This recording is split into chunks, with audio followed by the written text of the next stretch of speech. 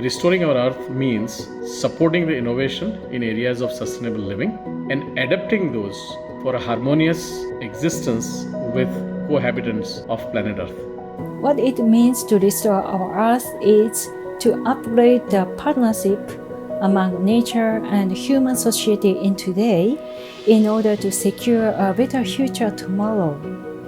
Restore the Earth means moving it back to the way it was prior to the Industrial Revolution in the early 1800s. The most important thing we can do is reduce carbon levels in our atmosphere. Right now, the carbon levels are 30% higher than they were pre-Industrial Revolution, and that's just in the last 200 years of the history of the Earth. For me, to restore the Earth means stop damaging it. The Earth can do very well without us. It can restore itself. I think restore our Earth means healing the environment. Because of the fast speed development, we have damaged our environment.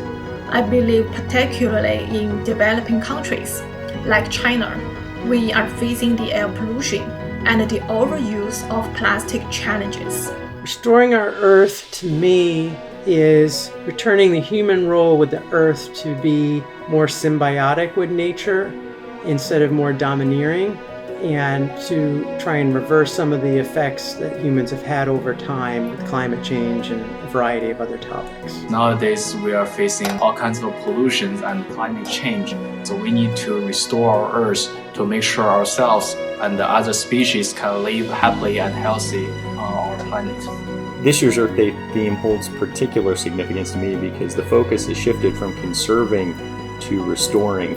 So if you look at the Earth Day organization theme, it's described as a focus on natural processes, emerging green technologies, and innovative thinking that can restore the world's ecosystems, which I think is an important thing to do as opposed to simply conserve the ecosystems at this point.